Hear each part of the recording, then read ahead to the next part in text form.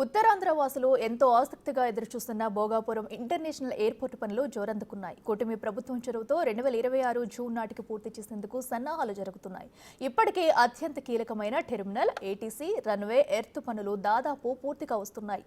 Bhogapuram international airport పనుల పురోగతిపై big TV ground report.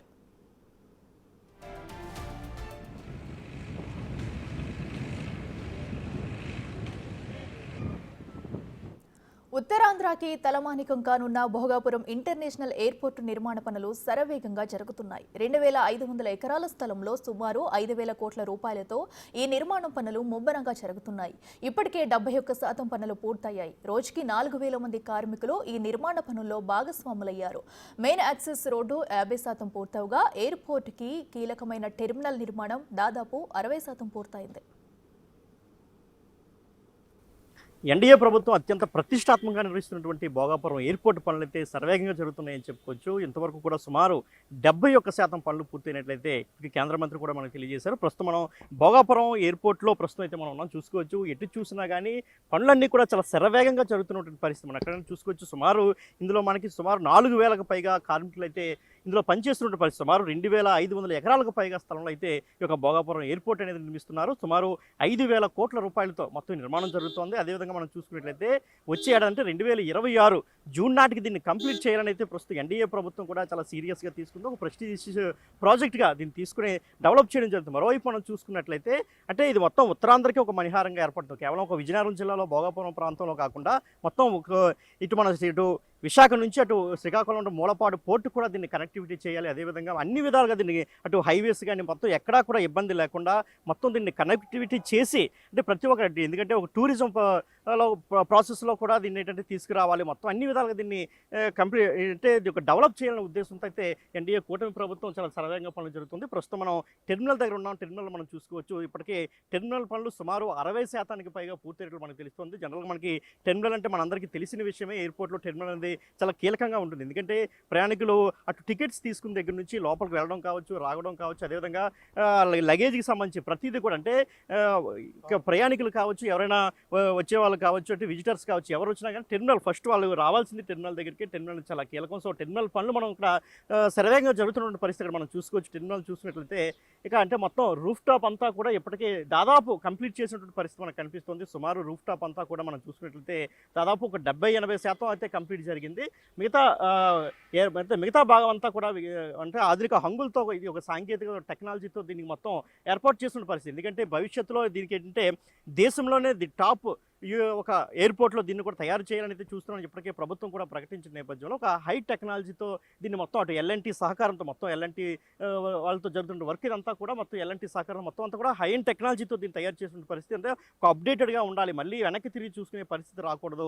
ఒక గొప్ప ఎయిర్పోర్ట్గా నిర్మించాల ఉద్దేశంతో నిర్మిస్తున్నా. దీనిలో భాగంగానే ఇక్కడ మనం టెర్మినల్ దగ్గర ఉన్న టెర్మినల్ పనులు ఇప్పటికే మనం చూసుకోవచ్చు. సుమారు 60% పైగా పనులు అయితే కంప్లీట్ అయినటువంటి పరిస్థితి. అదేవిధంగా మనం చూసుకుంటే మొత్తం అంటే ఒక టెర్మినలే కాదు, మిగతా పనులన్నీ కూడా చాలా శరవేగంగా జరుగుతున్న పరిస్థితి అయితే ఉందండి. సో దీనిలో భాగంగా ఫస్ట్ ఆఫ్ ఆల్ ఏంటంటే మనకి ఫ్లైట్స్ ఎక్కడానికి వచ్చే వాళ్ళు కావచ్చు, ఫ్లైట్ దిగి బయటికి వెళ్ళే వాళ్ళు కావచ్చు, ఇదంతా కూడా టెర్మినల్ అనేది ఒక కీలక పాత్ర పోషింది. కాబట్టి ఫస్ట్ ఆఫ్ ఆల్ సుమారు 60% పైగా దీన్ని పనులు అయితే పూర్తి చేసామంటే ఇప్పటికే ప్రభుత్వ వర్గాలు చెప్తున్నటువంటి పరిస్థితి అయితే ఉంది.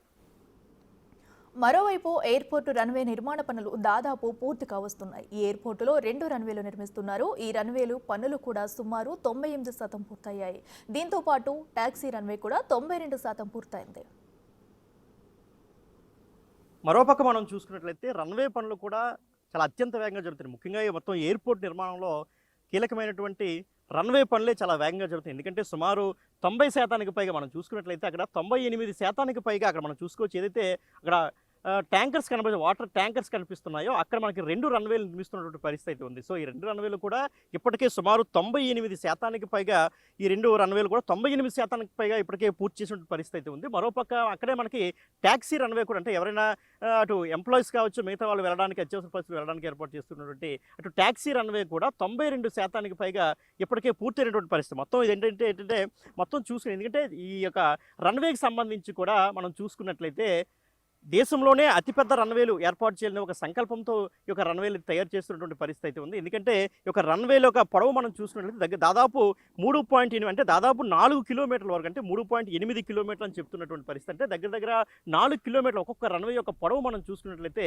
దగ్గర 4 కిలోమీటర్ల వరకు ఉంటుంది. చాలా పెద్ద రన్వేస్గా వీటిని పరిగణిస్తున్నారు. ఎందుకంటే ఎంత పెద్ద ఫ్లైట్ జెట్స్ వచ్చినా, అంటే ఎంత పెద్ద విమానాలు వచ్చినా కానీ, ఎందుకంటే ఇది ఒక ఇంటర్నేషనల్ ఎయిర్పోర్ట్గా దీన్ని తయారు చేస్తున్నారు కాబట్టి ఎక్కడా కూడా ఎలాంటిది లోపాలు కూడా కనిపించకూడదు. ఎందుకంటే ఎంత రద్దీనైనా తట్టుకోగలగాలి, ఎంత పెద్ద ప్లేన్స్ వచ్చినా కానీ తట్టుకునే సామర్థ్యంతో దీన్ని నిర్మించాలి. ఎందుకంటే ముఖ్యంగా మనం చూసుకోవచ్చు ప్రయాణికుల సామర్థ్యాన్ని కూడా ప్రభుత్వం ఏ లక్ష్యం పెట్టుకుందో కూడా ఒకసారి మనం ఆలోచించాలి. ఎందుకంటే సుమారు అంటే దీని యొక్క స్టార్ట్ చేసినటువంటి మొదటి ఏడాదిలోనే అంటే సుమారు మనకి అంటే దీనికి చూసుకున్నట్లయితే ఒక టేబుల్ ప్రకారం మనం చూసుకుంటే మొదటి ఏడాదిలోనే సుమారు 60 లక్షల మంది ప్రయాణించాలంటే స్టార్టింగ్ ఒక 5 ఇయర్స్ వరకు కూడా సుమారు ప్రతి ఏడాది కూడా 60 లక్షల మందికి పైగా ప్రయాణికులు ప్రయాణం చేస్తారని ఒక అంచనా కూడా ఉంది. అంటే 5 ఇయర్స్ తర్వాత దానికి డబుల్, అంటే 5 ఇయర్స్ తర్వాత మనం చూసుకున్నట్లయితే సుమారు 2 కోట్లుగా మనం చూసుకోవచ్చు. అదేవిధంగా మనం చూసుకున్నట్లయితే అక్కడి నుంచి ఇంకో 5 ఇయర్స్ తర్వాత దాన్ని ఇంకా సామర్థ్యం పెరగాలి. ఎందుకంటే ఎయిర్పోర్ట్ సామర్థ్యం పెరగాలి, ప్లేన్స్ అంటే ఒక ఇంటర్నేషనల్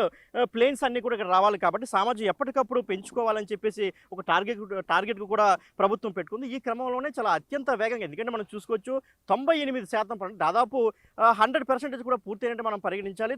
అదేవిధంగా ట్యాక్సీ రన్వేకి సంబంధించి 92% పనులైతే పూర్తయినట్లు అటు కేంద్ర మంత్రి రామ్మోహన్ నాయుడు కూడా చెప్తున్నటువంటి పరిస్థితి అయితే ఉంది.